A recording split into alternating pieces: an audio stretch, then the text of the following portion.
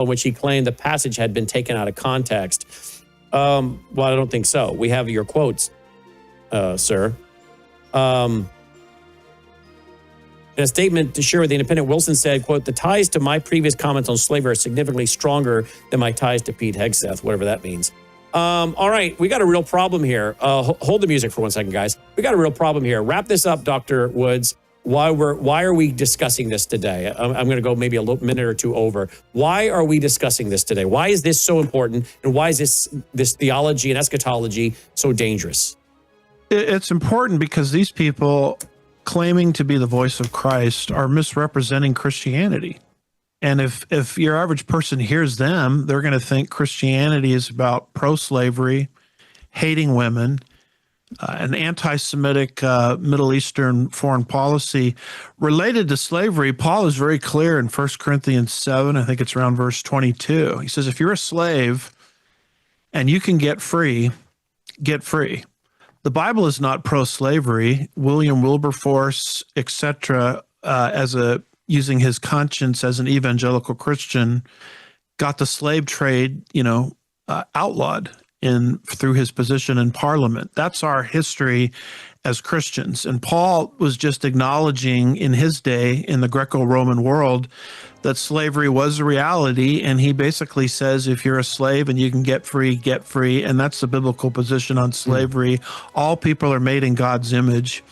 It's wrong for one group to enslave another group based on the different skin color. Amen. The whole concept is anti-Bible. And, it doesn't mean Doug Wilson doesn't say some things people might agree with related to Islam and other things. But, folks, this is, I think, satanic. It's setting up the real church and real Christians. And I hate that it's infiltrating MAGA.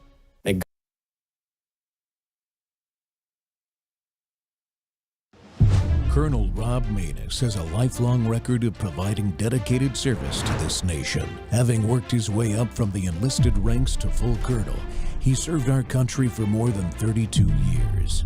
He has served as a bomber squadron commander, bomb disposal technician, Joint Chiefs of Staff Operations Officer, assisted the National Security Team with the campaign plan for the global war on terrorism. He authored the first theater nuclear war plan and served as the Vice Commander of America's largest airborne intelligence wing. Colonel Rob Maness is a true American hero.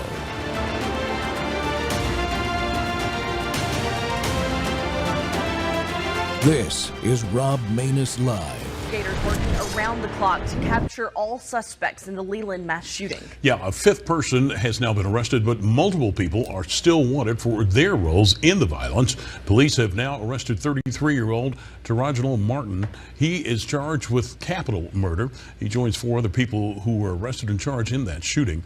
All but one are charged with capital murder. And the FBI also still searching for 3 people. You may recognize 2 of the suspects' photos, but now another woman is wanted in connection to the case. Tonight, 3 on your sides. Quentin Smith is in Leland and tells you how residents are still coping with this tragedy. It's been days since that deadly mass shooting happened here in downtown Leland. In fact, yellow crime tape is still visible on the scene.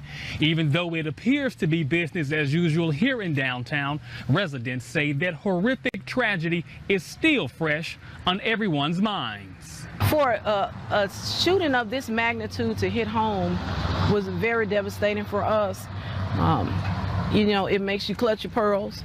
It makes you hold your children a little bit tighter. For Angela Buckner, this shooting still has her feeling uneasy. She knew one of the victims, 19-year-old Calvin Plant. He's described as being a funny and respectful person.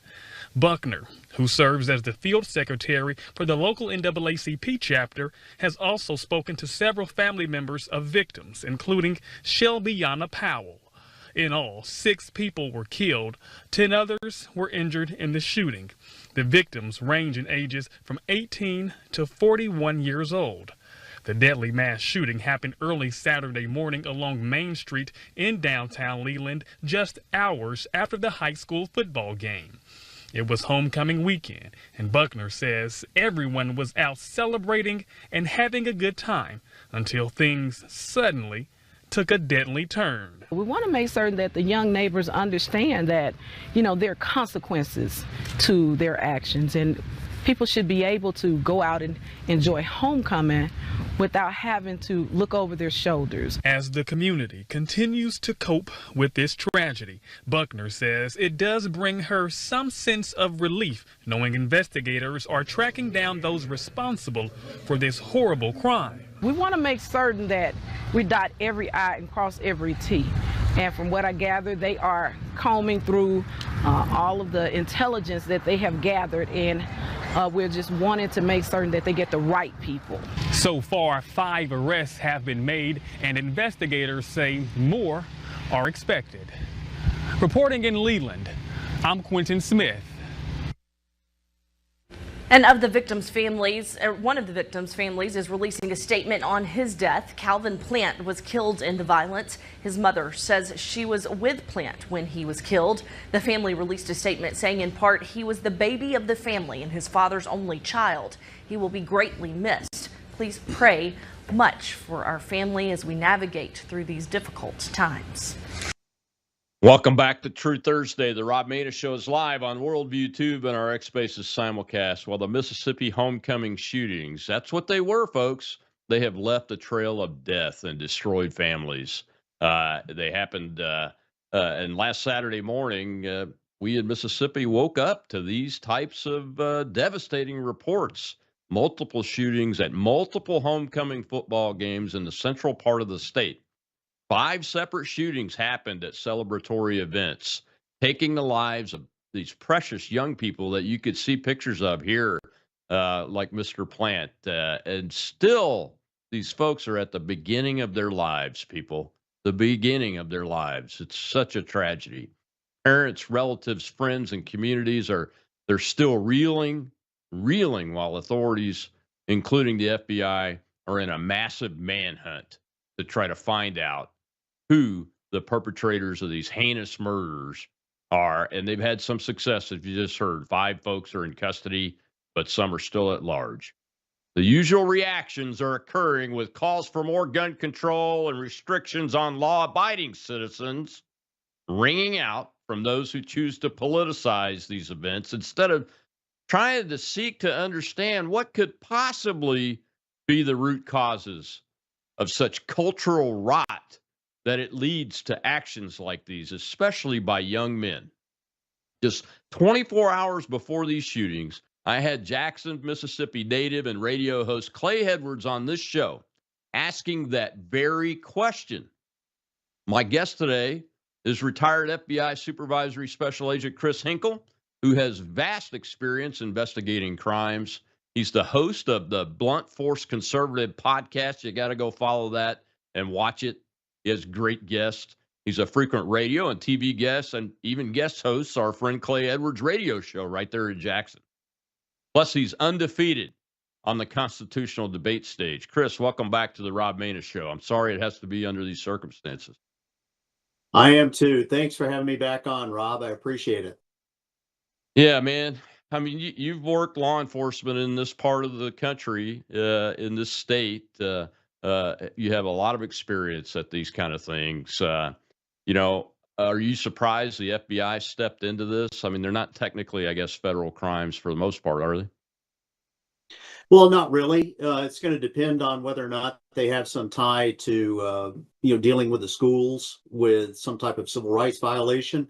But they can initially step in and provide some assistance to law enforcement. We did have a case classification for that allowed us to bring some of the federal resources to bear and to help out the local law enforcement, whether that be analytical work, processing of evidence, things like that. Yeah, the incidents themselves. I mean, you're from this part of the state, so were you surprised by the magnitude of this number of incidents? Not really. If you've been anywhere around, especially universities like Jackson State University, and I'll refer to them as HBCUs. That's what they've wanted to be referred to, and it's odd that they want to be referred to as HBCUs when it benefits them. But when we're highlighting some problems in the area, these areas that are predominantly Black African American areas, also under the jurisdiction of the congressional representative Benny Thompson. There is one school, I believe it is Heidelberg High School, it's in Jasper County, that is in the representation of Michael Guest. But the bulk of this is under Benny Thompson. And the last look that I had just a little while ago to determine if Benny had weighed in on any of this, nothing. Yeah. Are you surprised by that, Chris? Not at all. Yeah. Not at all.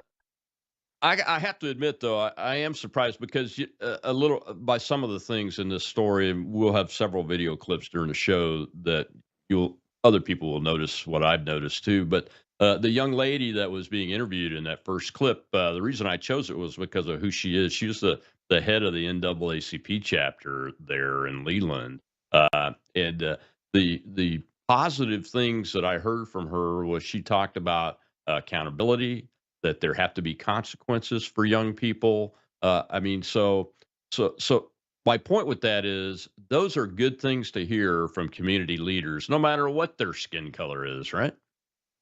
It is. What I am curious about, and I haven't done a look yet, is someone I had a lot of interaction with when I was running the civil rights program for the FBI in Mississippi, and that's the former Mississippi president of the NAACP, Derek Johnson. Now he's the national president. Has he weighed in on this area, this Mississippi area where he's from, and what is the cause of this? Or are they desperately, seeking some other reason other than they're not well represented in Congress? They're not taken care of through the school districts. And we can talk about that, about some things that I think have contributed to the decline in the Mississippi school systems. It is on the turnaround now, but we did have a long period of time where we were 48th, 49th, and 50th in the nation in education. So it's unsurprising that this type of product would come out of those communities. Yeah.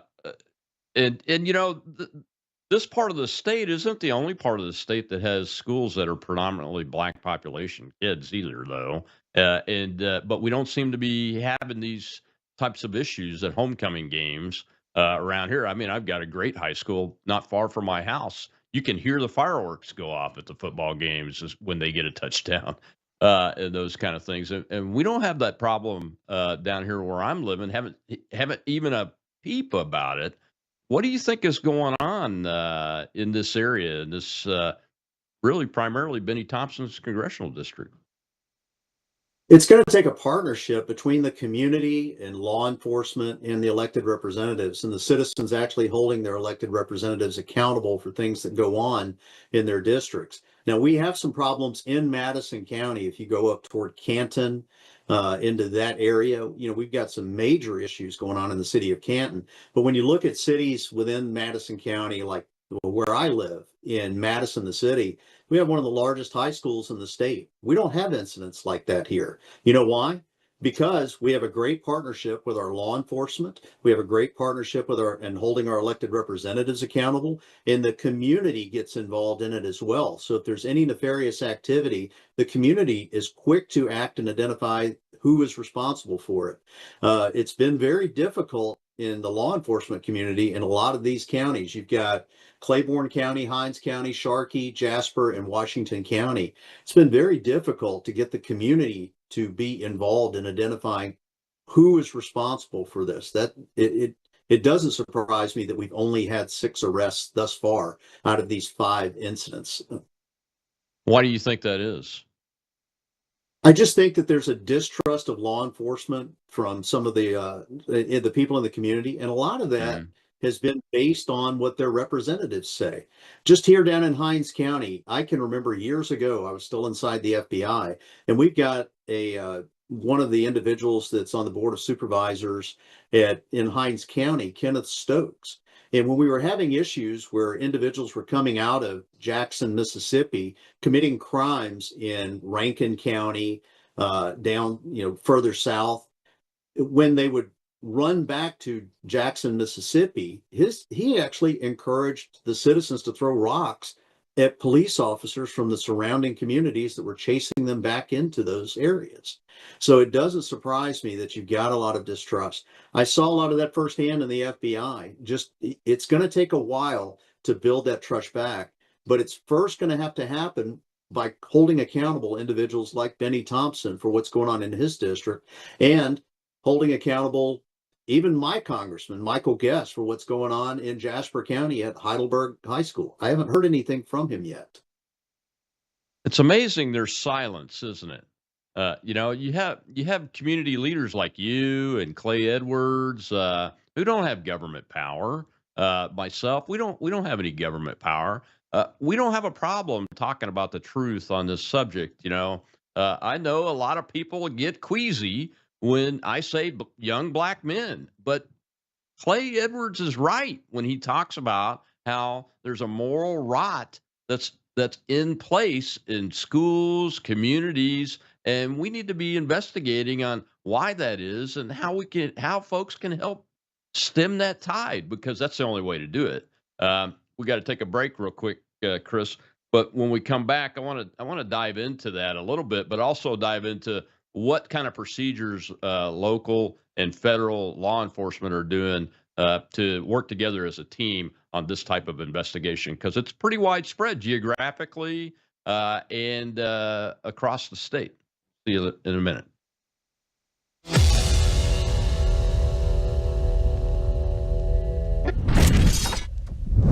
We have a big announcement, folks. It's called Bella Melt. In the first week, you lost 3 pounds on this, right? That is correct. Your GLP-1 is a natural hormone that's in every single one of our bodies. And your GLP-1 lets you know if you're full. It's a satiety hormone. So when your GLP is working properly, it does help suppress your appetite as well as reduce those cravings. So what it's going to do best is it's going to reduce your sugar cravings or any other cravings you have in your body. It's going to suppress that appetite. But where Melissa got the most benefit, I think, over the last week was the L-carnitine. The L-carnitine tells your mitochondria, this is where we talked about it before, this is where you produce energy in your cells. It actually tells those mitochondria to burn fat for fuel. MelissaHousebg.com just now introducing for the first time Bella Melt with GLP-1 fast action. Breaking news is topping the 10 tonight as 4 people are arrested after a deadly mass shooting in Mississippi.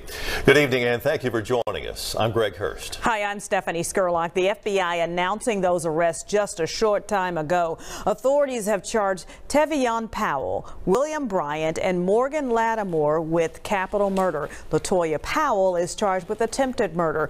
All the charges stem from Friday night's shooting in Leland, Mississippi, which left 6 people dead and 10 others wounded. The gunfire broke out along Main Street after the Leland High School homecoming game. Tonight, a vigil was held for those victims. We are also following.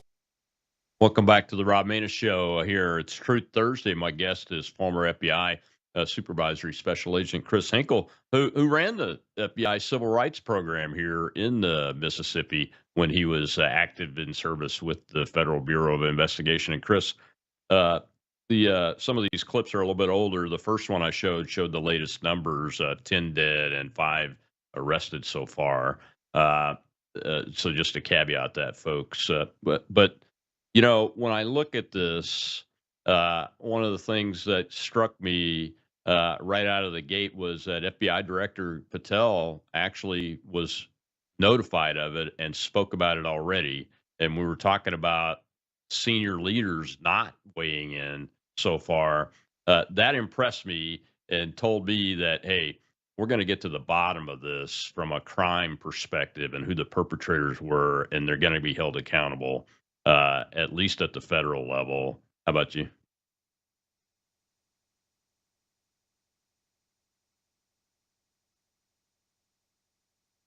I'm sorry, Colonel, you cut off. Are you there? Yeah. Can you hear me? Oh, there we go. I'm sorry. Things went silent. I thought you froze a little bit there. What was the question again? Yeah, FBI Director Patel weighed in pretty quickly publicly on this incident and offering FBI resources and to do an investigation and those kind of things. So at least we know that he saw it and the team notified him right away, and that we're going to see some accountability here of these perpetrators, at least at the federal level. What about local and state level? What can we expect I there? think you're going to I think you're going to see a lot of action taken at the local and state level. We've got some great partnerships in the forms of our violent crimes task forces. Although we had a lot of issues in Hinds County and in Jackson when I was running the Violent Crimes Safe Streets Task Force, in addition to the Civil Rights Program, uh, the guys on the task force were true blue individuals. They were interviewed by the FBI. They were well vetted and brought in based on their expertise, their connections to the community. I think that's going to play a big role. I think you'll see the FBI and Patel getting behind these sheriff's offices when they do make these arrests and allowing them to take the credit for the work that they're doing. Uh, I think that you're going to see a lot more of that. It's going to take a little bit of time to earn that trust back for the FBI and the federal government. But the people that serve on these sheriff's departments and police departments, they're from your local community. So if they can't gain your trust, then it's going to be really hard for the federal government to gain your trust. And then on top of that, we need the help of our elected representatives. They need to be speaking out. They spend too much time, you know, pontificating, engaging in theater about, national initiatives, national things that are going on. And then they seem to neglect what's going on in their own backyard and speaking out here. Yeah, it's interesting, isn't it? There's a certain form of cowardice that occurs, I think, when something happens in your own backyard, and it takes you a minute sometimes to go, "Wow, uh, we weren't looking in the right places." Uh, but maybe they should listen to people like you and Mr. Edwards and Kim Wade, also out of Jackson, Mississippi, more and listen to their consultants and their staffers a little bit less because they don't live here. A lot of them. That's true. That is true. I can't recommend more my two good friends, Kim Wade and Clay Edwards. And I like Clay. We'll call it like I see it. It is not racist for me to say that there is a culture rot going on in the Black community, particularly in Mississippi in the Delta area, predominantly in the district of Benny Thompson. He's been there a long time, and it's gotten progressively worse each year. It's time for some accountability there. But the accountability starts with us holding our own representatives accountable, holding the state Mississippi GOP accountable. Should be an opportunity, never let a tragedy like this go to waste. It's an opportunity to get some change in Benny Thompson's district. And rather than having our lieutenant governor and some of his sycophants in the state house here expanding the territory under Benny Thompson, how about we look at putting up viable candidates that can take him out and getting as far as election, taking him out in the primary or in the general election. How about getting those individuals and getting behind them and supporting them? The other three candidates, the other three districts that we have here, they're going to stay Republican. There's no chance of them flipping to Democrat. So let's put our resources into flipping that last vestige of the Democrat stronghold, which is Benny Thompson. Instead of growing it, how about let's change it? Let's put it in under the R for the Republican Party and put a strong conservative in there. Oh, yeah, I'm glad you brought that up. I was going to do it in the last segment, but let's go there now. I was just at lunch with, I think there were 9 or 10 of us there, one statewide elected official. I won't name names right now, but we had a discussion about redistricting in the Louisiana case that was argued before the Supreme Court just yesterday. And I've been calling for this for a while. Young Hunter Estes, who is active young man in Republican politics here in Mississippi, has called for it first before I saw it.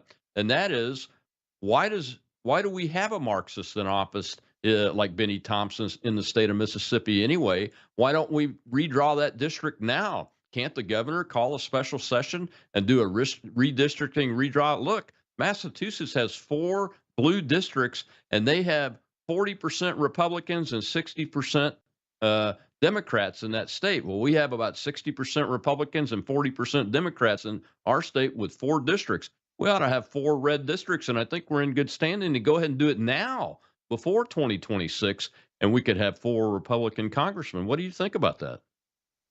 No time like the present. And those questions need to be asked. I like Hunter Estes. I follow him on X, think he's a good guy. But those questions need to be asked of the Mississippi GOP. Are we going to look at growing the GOP instead of allowing Benny Thompson to gain another county, another 50% of this state belongs to Benny Thompson's district. Everything west of I-55, which runs up and down the middle of Mississippi, is Benny Thompson. The other three representatives represent the other 50% on the east side of I-55. Tell me how that is. Tell me how that's possible, other than a supermajority in the Mississippi State House set it up that way. Now, that case you're talking about, we've got a great opportunity here. If they finally do, Constitution says you can't district based on race. There's no part of the Constitution that allows that. So if that case goes forward and we do away with these racial quotas in these areas, there's no reason Benny Thompson should ever be reelected again. Yeah, but Governor Reeves, if you ever watch this show, so maybe somebody will send you the clip. You don't have to wait for the case to be decided, though, Chris. I mean, they could push that thing off to January or further and then put us out of the running for 2026. The Governor Reeves could call a special session tomorrow and do this redistricting and redistrict Benny Thompson out of a job and get a Republican elected in there. And maybe that's a wise course of action. Don't wait on the courts. Just move out. You and I both know who the most powerful state position in Mississippi and who would stand in the way of that. And his name is Delbert Hosemann. Well, he wants to run for governor, so you'd have to think about that. Well, he's the lieutenant governor, and the lieutenant governor is the most powerful position because he handles whatever comes to the floor. The governor can rant and rave and say, these are all the things I want. The lieutenant governor can say, I just won't bring it up, or I'll divert it out to multiple committees and we just won't get any resolution on it. What's he talking about right now? Cell phones in schools and school choice, which is another big mistake that they're getting ready to jump into. Oh, and the lieutenant governor has not talked about these shootings either, has he? Nope. I think he did post something. He reposted the FBI statement that came out about the shootings, but he hasn't weighed in specifically on it. Yeah, we've got some challenges here in the state, but as long as we have voices talking about these issues, we have a possibility of getting the right things done. When it comes to these shootings, I've noticed every perpetrator so far, the majority of them have been young black men, at least late teens, most of them late teens, a couple in their 20s and 30s. In every single case, not just one or two. So we do have a problem here in this area. And Benny Thompson's been in control of that area for all this time. What effect can a federal congressman have that he should be having that he's not? I mean, how does he do that from his position? Well, he could call out leaders in the community. Where are the churches on this? Where's the NAACP? Call them out in the community for not holding each other accountable, for policing their own communities, for identifying when they see something happening, to reporting that immediately to law enforcement, to not be out there saying, don't talk to law enforcement. If the investigators are coming around, provide them the information, provide them the intel. It befuddles me as to why Benny Thompson stays silent on this, but we can have one small incident that he can attribute to some type of racism, and he uses that. And of course, that will make national media. So we've talked about how good at least the local media is at highlighting this in their newscasts, but we haven't seen much in the national media about this. I haven't seen anything at all, except for maybe one blurb early on the Fox News channel from a national perspective, and that's just disgusting. Especially when you see them going crazy over some out of context group chats of young Republicans that were released. They didn't say anything about the thousands upon thousands of comments celebrating the assassination of Charlie Kirk. And now you have this crazy amount of homecoming football game, mass shootings. I think 10 dead. I mean, that's an astronomical number for a Friday night anywhere, let alone in one state, in almost all in one congressional district, and all from the same demographic community, the black community, and almost all the perpetrators all but one of the perpetrators we know of that's been charged so far has been a young black man. And they're not being held accountable. There is a moral rot in their raising that they're being impacted by somehow, some way, and the results are blood and death, destroyed families, and we get what? Well, the Young Republicans group chat was racist. What? Come on, people. That's not how you get things right, number one. And you're not focusing on what needs to be talked about, which is we have a problem, and at least in the state of Mississippi, and I think around this country, in blue cities especially, with this moral rot that Clay Edwards talks about very eloquently on his radio show. And I know eloquent is not the word that you might think of when you think about Mr. Edwards, but he is very eloquent when he discusses this because he is passionate about it and he's right. We got to get to the bottom of it. We got to take a break, Chris. We'll be right back here on the Rob Maness Show with Chris Hinkle. It's Truth Thursday.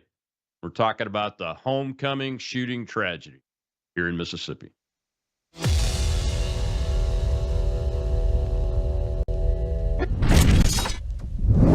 Hello, I'm Brandon House. I want to thank you for all your support at wvwfoundation.com that helps make possible pushing out 24/7 content for free. Without your support, we'd have to put it all behind a paywall. But thanks to you and your support through our foundation, we're able to push it out for free as a broadcast service and broadcast ministry of WVW Foundation. Please consider going there and setting up an automatic monthly contribution, or go there and make an occasional contribution. If you prefer to support us through the mail, you'll find our mailing address there at wvwfoundation.com. You can also call and make your contribution over the phone by calling 901-825-0652. That's 901-825-0652. Again, all these details are available at wvwfoundation.com. Thank you for your support as we try to help people around the world understand the times through the lens of a Christian worldview.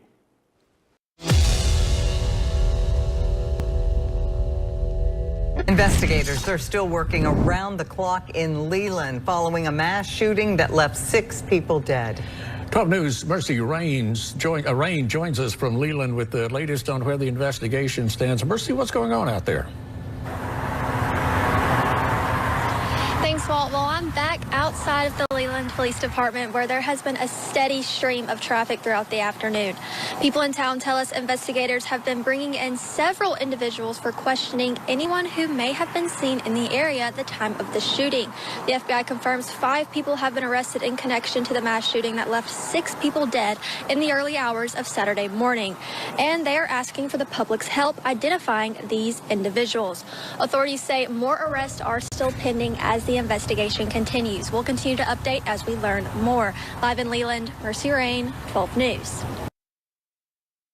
So it's Truth Thursday. We're talking about the tragedy that struck Mississippi last Friday night, homecoming games and celebrations for football homecomings around the state, mostly in Benny Thompson's congressional district, one outlier over in Heidelberg.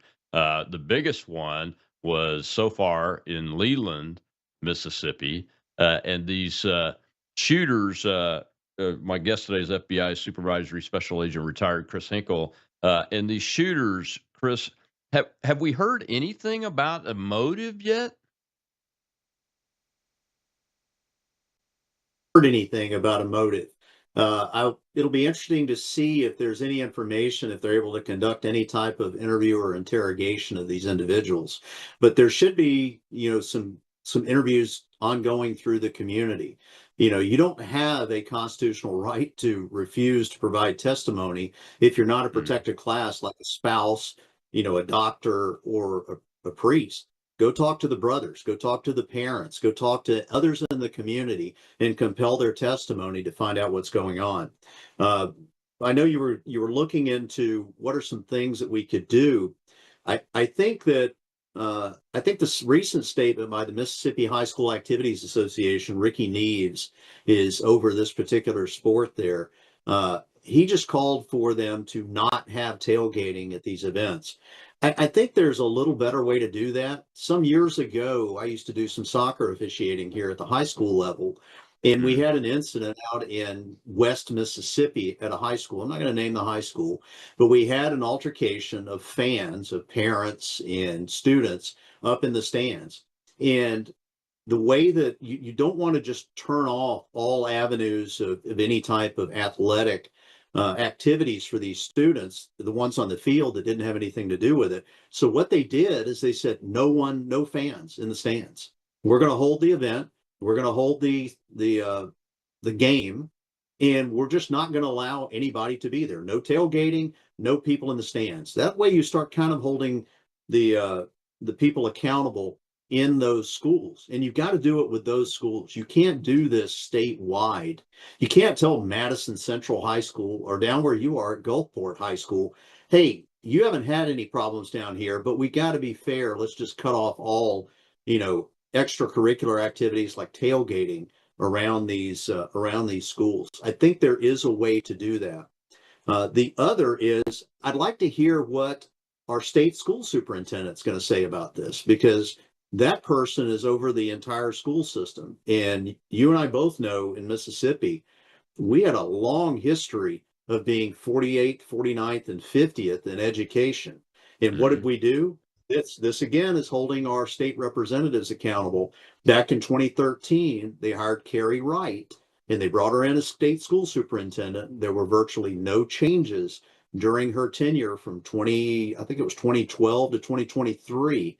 And guess what? Guess what the distinction was of that state school superintendent? Here in Mississippi, she is the highest paid state school superintendent in the nation. She made more money than the state school superintendent in California, New York, and Florida. She made $307,000 a year. That salary was set by our state legislature. So it's going to take, again, holding our elected representatives accountable about what are they going to do, and also holding our communities accountable. Yeah, yeah, I don't know. I mean, shutting off activity like stopping tailgating, I mean, those types of attempts to mitigate something is, I just kind of, I automatically and instinctively think there's got to be a better way to do it. Maybe for a short period of time, to hold people accountable and say, hey, this is what you're going to lose if you don't follow the rules, or make sure that you have clearly known rules of engagement for those activities at a high school, like no alcohol is allowed at a high school event, and those kind of things. And hopefully they already have that rule. But if it's not being enforced and folks that break it aren't being held accountable, that's one way to look at it too. Same kind of thing with the people in the stands. It probably wasn't for a permanent purposes. It was probably temporary. And once people started following the rules, I'm sure they reset that, right? They did reset it, but it held that particular community accountable. So it's not shutting it down statewide. It's these Yeah. universities. When you have this problem at that university, or you have this problem at that particular high school, you just tell that high school, hey, I'm sorry, you just can't have nice things right now. You've shown that you can't be responsible for it. And until the community comes forward and identifies who these individuals that cause this problem that you're now facing, where you can't tailgate, you can't go watch your child play in an athletic activity. I don't want to hold the kids accountable in the school, the ones that are actually playing out on the field that likely had zero to do with this. Yeah. But the community needs to be held accountable, because that's where this is happening. All of these events happened on a campus except for one, and that was up in Leland, Mississippi, which happened off campus. But you still can hold the community accountable. Yeah, I was wondering that what you just said, Chris, because a lot of the video that I've seen mainly from Leland and Heidelberg. It looks like at least some of the shootings happened on a street downtown in the small town. That's what I saw too, happening over in Leland, Mississippi. The rest of it, from what I'm seeing from the news reports, and I got a board written up here trying to keep track of everything. It appears that it was happening either on school property or near the school. But isn't it amazing that we've got some of these people out here that spend their life grifting on, oh my gosh, we've had school shootings. And here in Mississippi, we had this horrific event. We've got 10 dead now, 30 plus injured. One of them, an 11-year-old girl that was injured at Jackson State University, cars being set on fire, and the national media is silent on it. That just, to me, that's irresponsible on their part. We need to highlight this out there. It needs to be the forefront. We need to hear our governor calling out Benny Thompson. We need to hear our state attorney general calling out Benny Thompson, and heck, calling out Michael Guest in Jasper County. If I was the elected representative here in Mississippi and something like that was happening in my district, heck, right now they're not working anyway. The government's shut down. Get your butt back here and get into the community and find out what's going on. I'm betting you neither Benny nor Michael Guest have knocked on a single door in any of these counties right here to actually speak to the people. Yeah, at a minimum, the representative that represents those communities ought to say something, at least on social media. They all have social media accounts, official ones that have staffers running them. They could put out a statement of some sort. Uh, Benny hasn't even called for more gun control. Now, there have been calls for more gun control, another dumb idea that doesn't work. What do you say about that when people come in for those type of crazy ideas? Well, you mentioned that I'm undefeated on the constitutional debate stage. I've had a number of debates, some of them with some of my fellow FBI retirees. There's one out there right now that grifts a little bit off of this, and I called this individual out because they use the terms gun violence and political violence. Well, when you say gun violence, you're blaming the nefarious activity on the object that was used to commit the activity and not the person doing that. Same thing with the political violence. You're trying to say that the person's speech, their own speech, was responsible for the activity that was taken against them. You're probably not going to find that. If you do, I want to meet that person, somebody that is as pro Second Amendment as I am. I believe in zero restrictions on ownership of firearms, no restrictions whatsoever. And I heard you on the spaces before, talking about the age restrictions on there. I'm against those as well.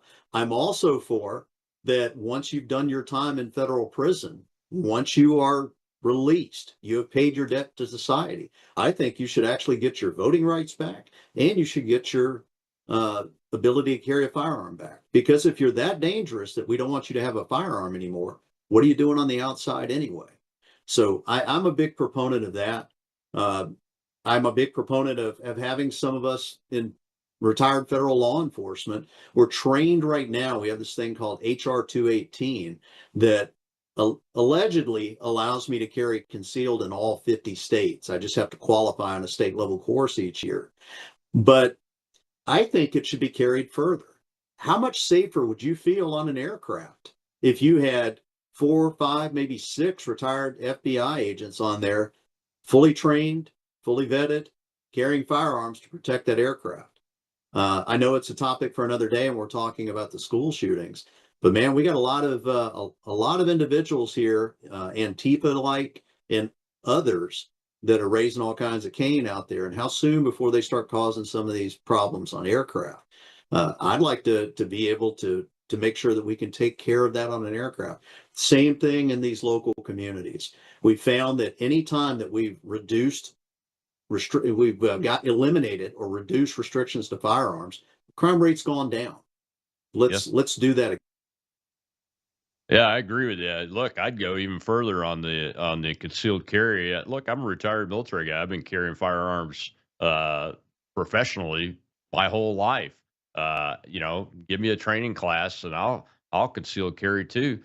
Who else are you going to trust except for the most trusted people on the planet when it comes to your safety? I mean, that's who we are. Yep, it's amazing. May 25th, 2019, the day I retired, I was qualified, available, could get on an aircraft with a firearm. May 26th, not allowed. What changed there other than I moved to a different status? I think that is something that the president should start looking into, is expanding those, those carry authorities with former military and former law enforcement. Heck, they're already bringing back federal law enforcement into other areas. I've got a friend of mine out in Arizona. She retired from the FBI about 2 or 3 years ago. Now she's back working full pay 1811 series investigator with Homeland Security. I've got another friend of mine. He just retired from the FBI in June, then just received a communication wanting to know if he wants to come back, draw his full retirement, plus draw his full 1811 salary on top of that, because we've had a flood of individuals that have gone out the door. This is one of the mistakes I think that has been made by this administration, has been made by Kash Patel and Dan Bongino, is setting up the area to allow a lot of individuals that have tenure and experience in the FBI that could mentor some of the new trainees coming in. They've gone on the outside, and now they're scurrying, trying to bring some of those individuals back. I'm a little long in the tooth. It's been 6.5 years. I doubt very seriously they're reaching out to me. Although I would entertain if Dan Bongino decided to step down, I might entertain stepping into that role there. I kind of know where things are in the FBI. I've been pretty vocal about some changes that need to be made. If you want to pass that message along, if Dan wants to take a break and go back to his radio career, I might entertain doing that. Yeah, but you just criticized him. That's what they're going to say. Well, he just criticized us. Why would we want him? I think Dan would agree with my assessment that they let too many people get out. I'm sure he would. Well, when we come back, we got a hand up in the audience, and I want to continue this discussion because, like you, Chris, I was qualified to carry a firearm on aircraft professionally. And the day I left the service, I no longer was able to do that.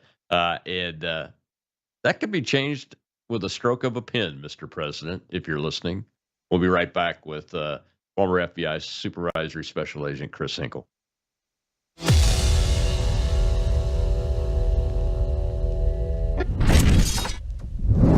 News is moving faster than ever, and so are we.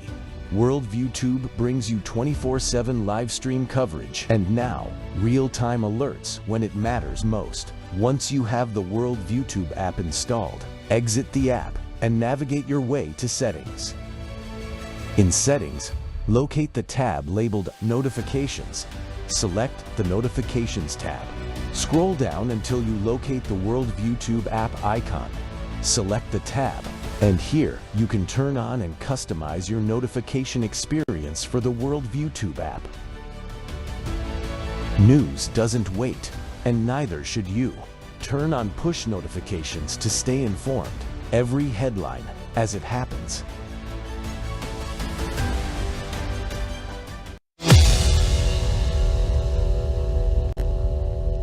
Authorities have made more arrests connected to the deadly shooting at a high school football game in Heidelberg. Just this evening, police in Heidelberg reported the arrest of 19-year-old Jabari Deshaun Collins for weapon possession on school grounds and 19-year-old Jadarius Cortez Page on an accessory charge.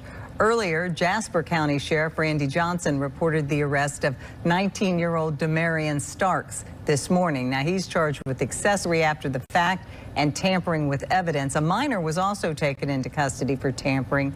Saturday, investigators arrested 18-year-old Taylor Goodlow, and he faces 2 counts of capital murder in the deaths of 2 people, including a pregnant woman. Residents say the shootings have left this community in shock and fearful. It's kind of sad to me because I'm a mother, and I could just imagine that somebody else's kids, living out there without a mother. So it's like I say, it's just sad. It's very sad. You would never think that something would happen in a small town of Heidelberg like this. So now everybody just got to come together and we just got to pray.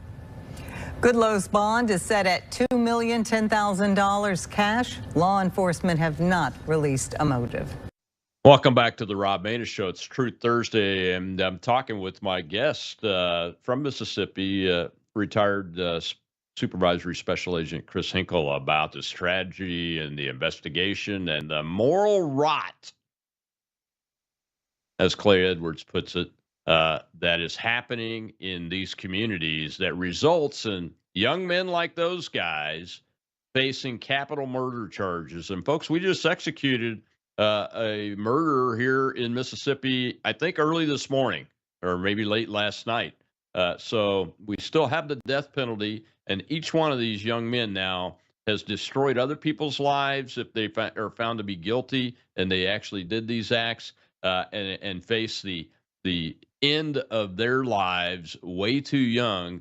And there's got to be a remedy that we can find. And Chris, we were talking about retired personnel with experience being utilized. Look, one of the disturbing things I heard when I listened to parts of the Supreme Court discussion yesterday, the oral arguments on the redistricting case from Louisiana, was one of the justices implying that black people can't be represented by anybody but a black person.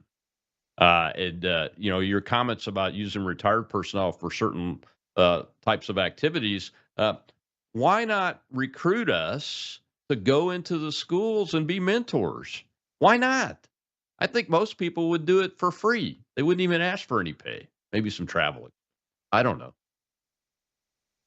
I've offered to do that for free. Even here, we've got a great school system in Madison County. Madison Central High School is one of the not just one of the top schools in the state, but one of the top schools in the nation. I mean, out of 700 and so seniors, they usually have about 108 individuals that score 30 plus on the ACT. But I've even offered that when I was taking the time to meet with the Madison County School Board representatives during all the COVID overreach by our government in the schools.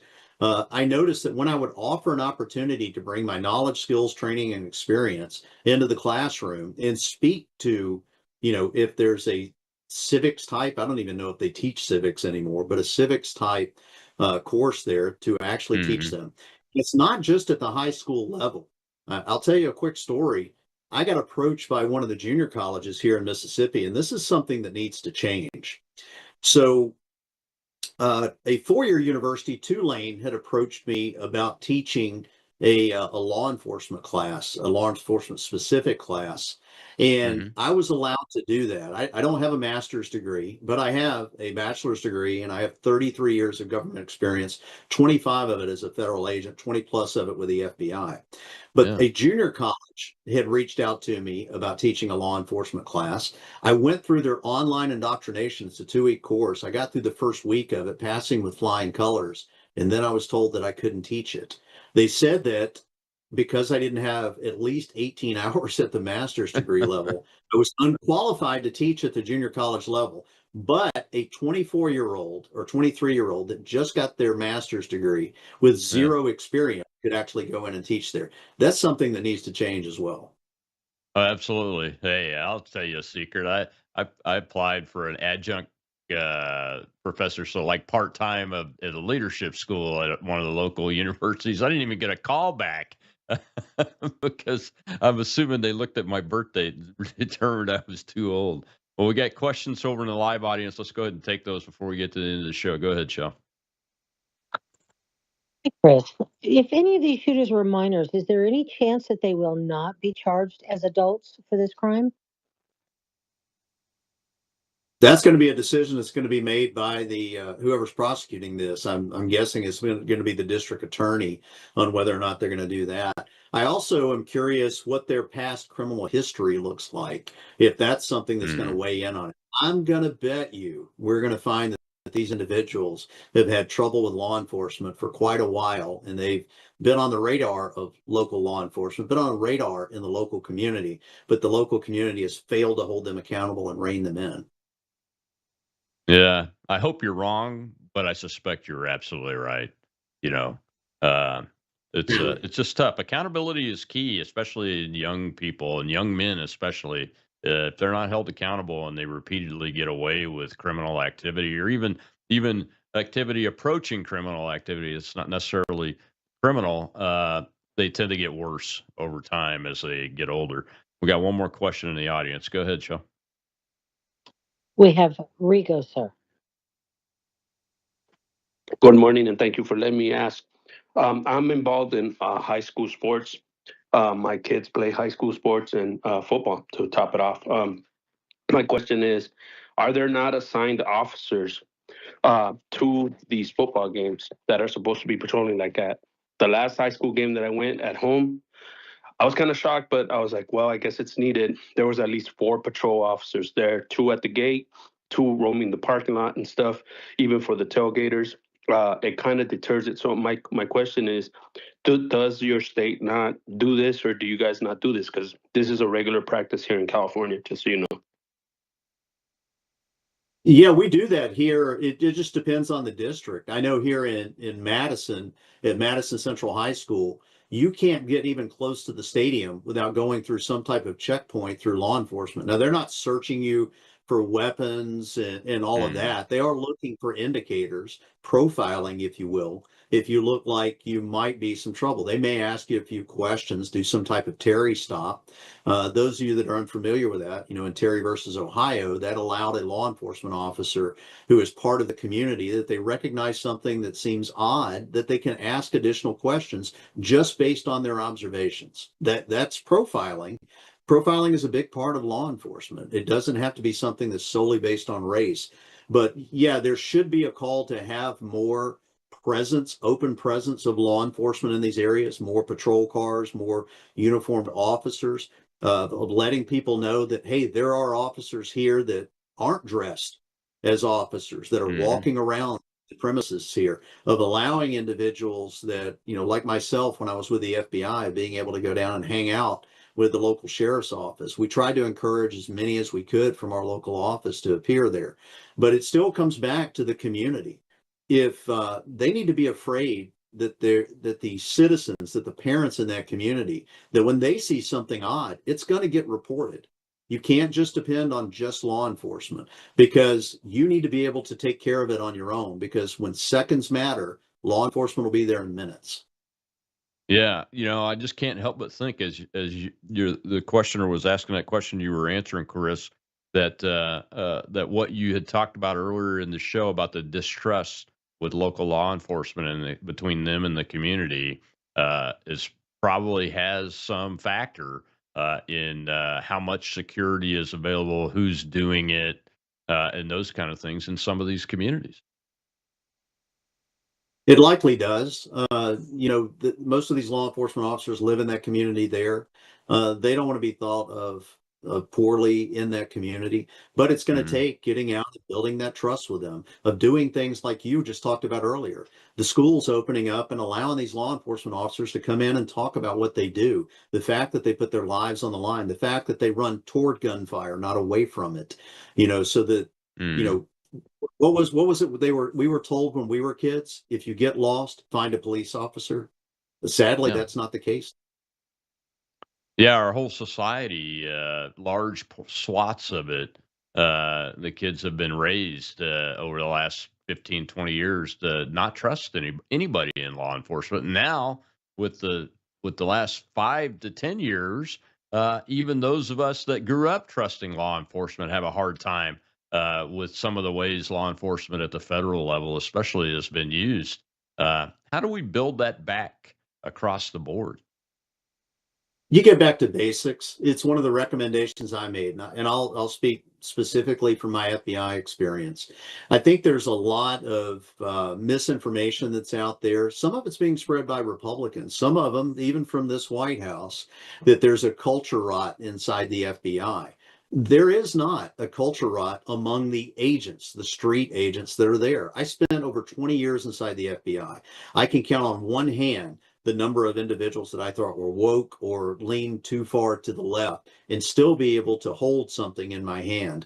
It just didn't exist. What had happened was when we started bringing in some of the younger individuals in the support roles, in the analytical roles, and then when you had individuals started with Mueller, and then when it went to Comey and Wray, of putting these support individuals that didn't have the law enforcement bona fides, putting them in charge of areas of the FBI that were predominantly led by field agents, agents that had the street experience out there. And I've called for the elimination of that. You need to get back to the way it was. It was a much more trusted organization when I came in the 90s than it is now. But you do that by behaving professionally, doing the job. I like what Kash Patel and Dan Bongino put out on Twitter recently, commending the agents that were out on the street for going after these violent criminals and bringing the fight to them and letting cops be cops. I think the more professional you've seen out there, the more that we bring some sense of sanity and security back to these communities, the trust will return. Oh yeah, I mean, what I like is the actions. The action of putting cops out to do their cop job, to go after the bad guys, and not going chasing MAGA grandpas and grandmas around half the world and wasting resources on that kind of activity, but focusing on the criminals, focusing on the potential spies in our midst. That's what the FBI that I know growing up should be doing. And that's what I like to see. Instead of talking a bunch about it, Cash and Dan are out there putting people to work and taking the right action. So I'm very pleased with what I'm seeing. Hey, man, we got about 40 seconds left. Go ahead and tell folks where they can find you and the podcast and what you're going to do next. Well, you can follow me on X. That's the best place to find me, at capital BF Conservative, all one word. We right now we're streaming out on YouTube and the podcast on X. And then right before we get off here, I want to give a big shout out to my brand new first ever grandchild, my granddaughter, Sutton Grace. Became a grandfather a month ago yesterday.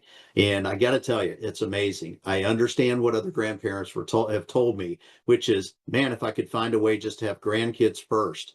It is just an amazing experience. So shout out to Sarah Grace, my daughter-in-law, and Sutton Grace, and my new our new little granddaughter. Well, thank you, sir. I appreciate you coming on and talking about this. Let's pray for these families and these kids that have lost their lives, and that justice will be done. We'll see you later, Chris. Monday is More War Monday again, but I got Corey DeAngelis coming on. He's a warrior and an evangelist to make sure schools are taking care of kids and not taking care of administrators and teachers unions. So we're talking about the war on school kids with Corey DeAngelis coming up on Monday. I'll see you then.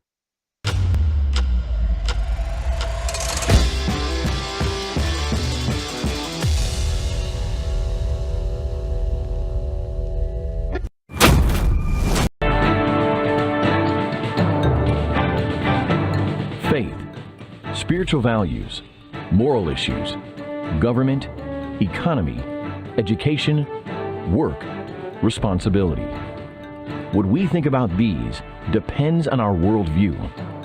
Now, VCY America presents Worldview Radio with Brannon House. Welcome to the broadcast. Glad you are with us. We are reporting from Northern Illinois.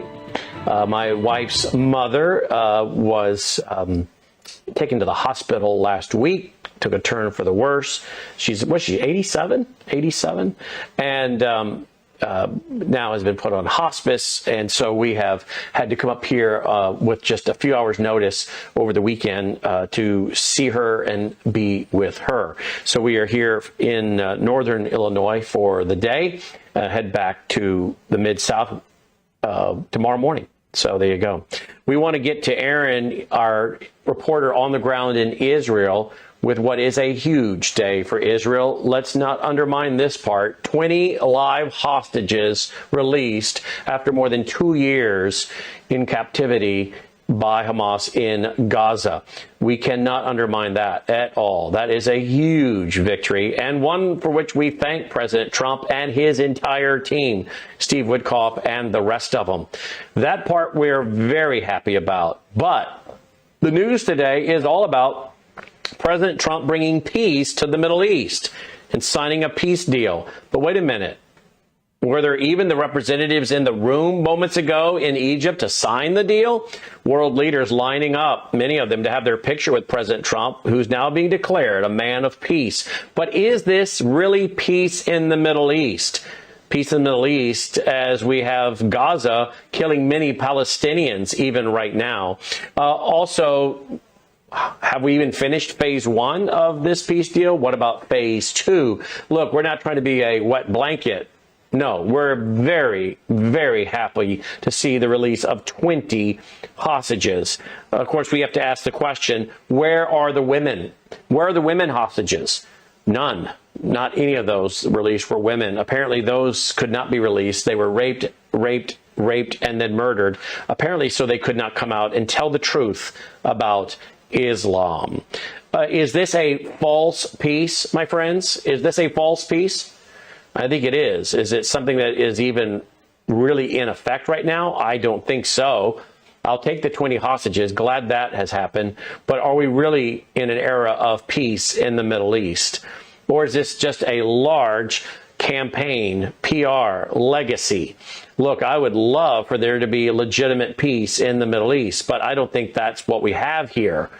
In fact, we don't even have the release of all the dead, 27 dead Israelis. Where are they? We are now being told that the IDF is escorting the bodies of 4 slain hostages back into Israel.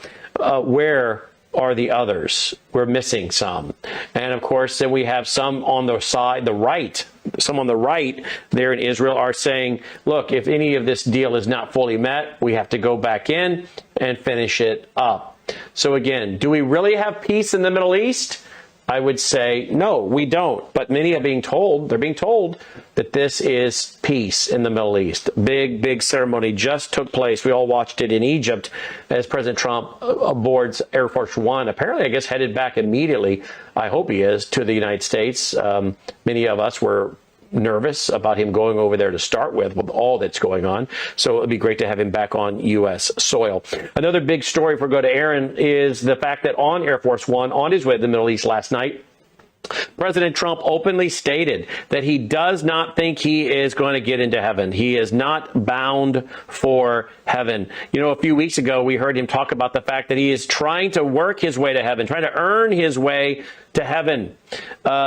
And last night aboard Air Force One, the audio came out first, and then the video came out this morning where he was simply stating that he is not sure that he is heaven bound. He's not sure he's going to be able to get into heaven. He's done his best, and he said that he has helped change a lot of lives, but he doesn't know that he's not sure heaven is something he's going to acquire. That's really sad, isn't it? I'll address that later in the program. Annie Cyrus, I pre-recorded with her because her schedule demanded that today, and I want to get her take on this, and I did address those very sad statements by President Trump aboard Air Force One, as many of us are praying for his real salvation, that he can indeed be guaranteed heaven bound. But first, let's go to Israel. Our reporter on the ground, Aaron Lavarco, on what is a huge day for Israel, the return of 20 hostages alive. Aaron, welcome back to the broadcast. Thank you for being with us. Hi, Brandon. Shalom. Great to be with you. All right, 20 hostages back. We are looking at the video footage today, many of them greeting their family members, hugging, crying, celebrating after more than 2 years in captivity. I mean, just think about the kind of person that it takes to survive that alone. I was thinking about that today. These are amazing human beings. The mental, the spiritual, the physical stamina and ability. These are amazing people. How many of us could survive 2 years, over 2 years, starved, beaten, tortured, in the dark, in tunnels, deep underground, and come out alive? The human will to live. The stories of these 20 people alone is a remarkable story and should be celebrated just from their, as I said, their physical, spiritual, and mental ability to stay alive, not to mention God's obvious providential care of them. That is alone a major story today. Congratulations to you and your countrymen on the return of these 20, Aaron. Thank you, Brandon. Firstly, I'm sorry to hear about your mother-in-law, Melissa's mother. May she recover. Listen, Brandon, today was a very emotional day. Bittersweet. Bitter in the sense that, there weren't more than 20. Bitter also that even though physically they made it through, we know that there's treatment, there's rehabilitation needed. But you know, if you're looking for me to shed any tears, they've all gone, Brandon, because all day, everyone in the nation watching television, watching the families reunite, watching them scream with pain, with joy, with sorrow, with laughter, with everything. It was an incredible day. You know, through the streets of Israel for the last 2 years, we've had flags, we've had banners, we've had protests, bring them home. Now that's over. They're home. Like Psalm 126, it says, when the Lord brought back the captives to Zion, we were like men that dreamed. And then our mouths were filled with laughter, our songs with joy. And I know there's a lot to go. I know it may be a cessation of war, and I know there's a lot of dark clouds on the horizon. But just today, we celebrated like a nation united. We were watching Donald Trump give his speech in the Knesset. He was like a father bringing two fighting sons together, Netanyahu and the opposition. And it was just a day of unity where we put aside our differences and we were just so happy. But as I say, it was bitter, sweet for sure. We know that there's a long road ahead for the recovery and the rehabilitation of these people, and the path ahead, and the families of the dead, their dead children and parents. What are they going through? That also was a difficult one for the nation to carry as well. They're getting their family members home, but they're not living. So bittersweet, but a historic day, something that millions of people have been praying for. How many times have I said, pray that these captives come home? They're home now. That chapter, that leverage that Hamas has been having over our nation is gone now. So thankfully, we can move on a little bit from there, but there's a lot to talk about. So much happened today. Indeed, it did. So the leaders lining up in Egypt, Emmanuel Macron, the leader of Spain, I mean, the list goes on and on, wanting their picture with President Trump, a man being declared as the man of peace. He talked about, we've brought peace to the Middle East. That part is where I start saying, not so fast. I know PR, writing history, writing your legacy, presidents one after the other want to do it. But I don't think there's peace in the Middle East. We haven't even made it through phase 1 yet. We don't have the bodies of the dead hostages all back yet. Some of your own folks on the right are very tentative on all of this. What are your thoughts when you're hearing peace in the Middle East? Because I don't see it. I'm glad to have the hostages back, but I don't see peace in the Middle East. Well, how does one define peace, Brandon? Is peace just a cessation of war, or is it breaking bread together? Over 50 years ago, Israel signed a peace deal with Egypt. We haven't had war. We haven't had really many conflicts at all with Egypt. Is that a peace? Well, there's no war. There's trade. There's military, agricultural, water cooperation. But, people usually define it as a cold peace. Look, the facts on the ground